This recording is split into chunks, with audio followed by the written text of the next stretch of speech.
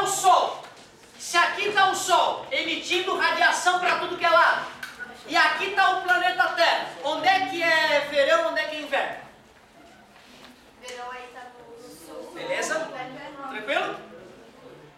Vocês viram que uma bússola, ao ser pendurada no planeta Terra, aponta para o norte, não é isso? Quer dizer que a Terra é como um grande ímã, onde no polo, perto do polo norte geográfico, tem o polo sul e vice-versa. As linhas de campo emergem do norte e penetram no sul. Então, seria mais ou menos isso aqui, não é isso? Beleza? Quando as partes... O Sol, como é que ele gera energia, o Sol?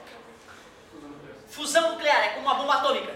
E quando um átomo se funde com outro, ele libera que tipo de radiação eletromagnética?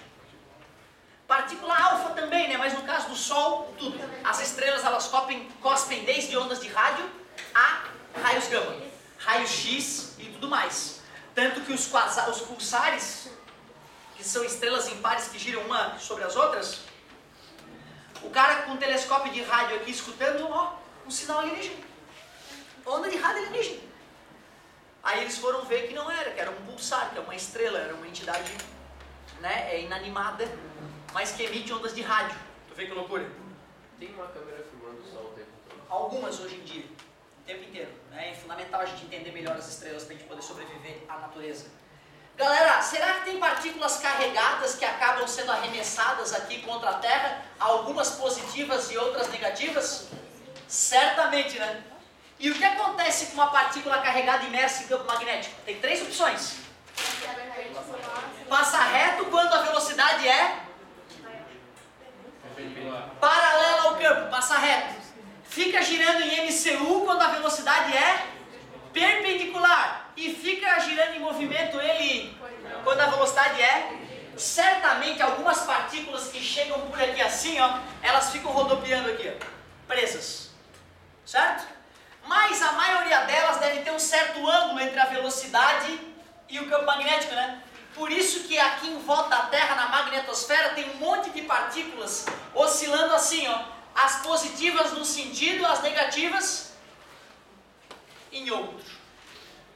Esses cinturões de partículas carregadas, oscilantes aqui, girando em forma helicoidal, é chamado de cinturão de Van Allen.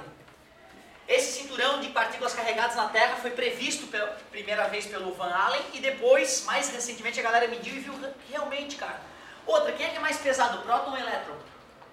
Quem é que tem mais inércia, próton ou elétron? O próton vai conseguir penetrar mais a fundo, os prótons vão ficar girando na parte mais próxima da Terra e os elétrons vão ficar girando um pouco mais afastados, porque o próton com mais inércia conseguiu penetrar mais ainda, né?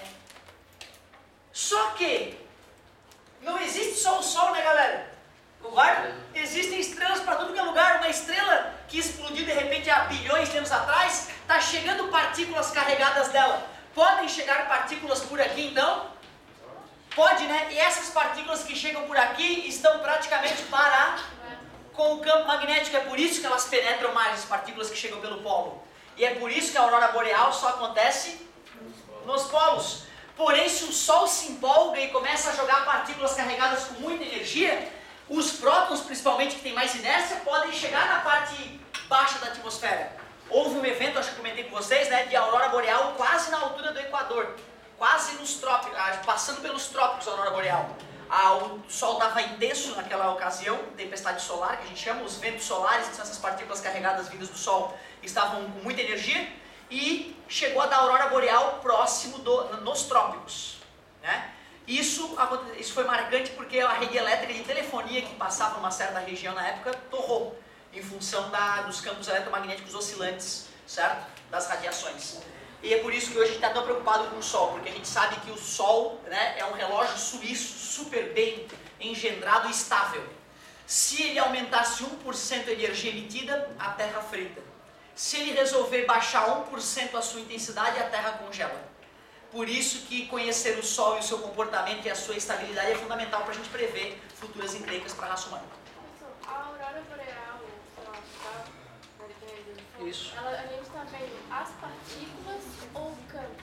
Tu está vendo, na verdade, o gás que ficou brilhante em função da DDP causada pela chegada das partículas. Resumindo, tem uma diferença de potencial entre a parte de cima e a parte de baixo devido às partículas estarem chegando. É mais ou menos como fazer isso. Eu tenho gás, atmosfera, alta atmosfera, baixa pressão e tenho DDP. Exatamente o que tem dentro da lâmpada. Gás, baixa pressão e DDP. Brilha. E brilha azulado e vermelhado devido ao nitrogênio e ao oxigênio. Se fossem outros gases, a cor da aurora seria diferente. Se fosse ferro, seria vermelho. Eu não lembro a cor do... Quem gera cor avermelhada é o oxigênio mesmo, que gera a cor avermelhada. O ferro ele vai gerar um outro, pode até lembrar o vermelho, mas vai ter uma frequência um pouco diferente. Por isso que a gente consegue detectar o tipo de material com a luz que o material emite, chamada cromatografia, né? Tu queima o material, com a radiação que o material emite, tu consegue saber a composição. Acho que eu comentei com vocês, né? Tu queima a unha da pessoa no cromatógrafo, tu descobre se ela come milho, se ela come sucrilhos, se ela é vegetariana, se ela usou droga anos atrás. Então tu consegue pegar as moléculas dos produtos químicos que ficaram aderidas à unha. Muito bizarro. Mas a unha não cresce? Vai crescendo. Então essa unha que está agora na ponta sendo cortada, ela foi gerada tempos atrás. Certo? Então ela vai revelar a minha alimentação e o consumo de substâncias de alguns anos atrás. Uma menina no cabelo comprido, tu corta a ponta do cabelo, tu vai detectar, se tu fizer a análise cromatográfica daquilo ali, a alimentação dela na época que aquele cabelo foi constituído. Certo? Beleza? Um amigo meu passou do concurso da Polícia Civil e totalmente careca ele. Aí ele foi lá recolher material. Aí a menina, não pode, eu preciso pegar material, não pode ser de agora.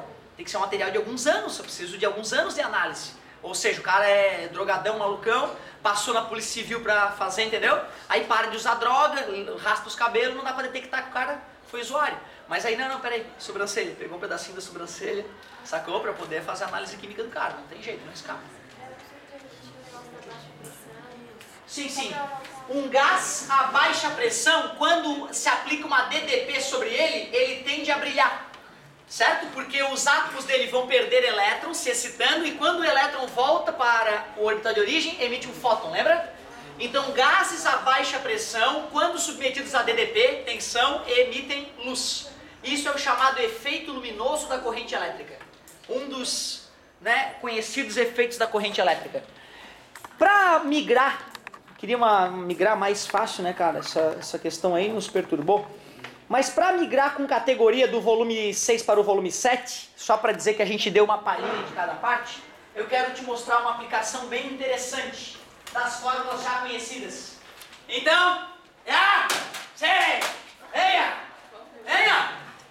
Olha só, iniciando o volume 7, vê se tu aceita o que eu vou te dizer. Vê se tu aceita bem o que eu vou te dizer.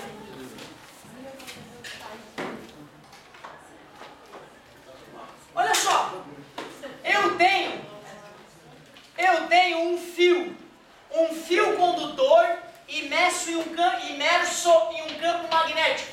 Como assim? Ué, eu posso simplesmente pegar um ímã e instalar um ímã aqui, né? Eu tenho esse direito, Polo Norte.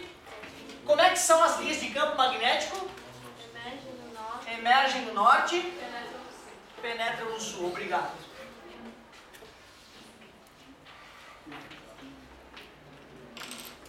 Mas espera aí, um fio percorrido por corrente elétrica não tem cargas elétricas se deslocando dentro do fio? Cargas elétricas passeando em campo magnético não vai ter força Então, espera aí, eu quero calcular essa força eletromagnética. Eu vou partir da fórmula da força eletromagnética. F é igual B vezes Q vezes V vezes seno de alfa. Campo magnético, vamos supor que eu tenho. Só que eu não sei a carga que passa no fio, eu sei a corrente, mas corrente não é carga sobre o tempo? Como é que eu posso achar a carga então? O tempo está dividindo, passa. Aceitas eu substituir o Q por I vezes delta T? Como é que é velocidade? Velocidade de um corpo que se desloca não é pegar a distância que ele andou e dividir pelo tempo? É isso que é velocidade, não é? É distância sobre o tempo. Qual é o ângulo entre a velocidade das partículas que percorrem o fio e o campo magnético?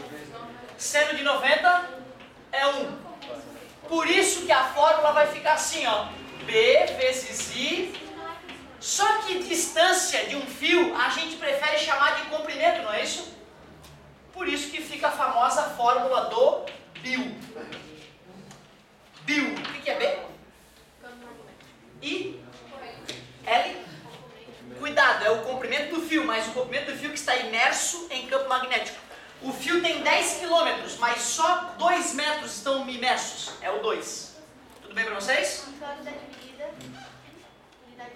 Unidade de medida da força. Newton. Do comprimento vai ter que Ah, metros, termo internacional. Galera, vocês concordam que eu posso inclinar o fio? Se eu inclinar o fio, eu vou já saber que o seno é de 91? Aí tu deixa seno e alfa.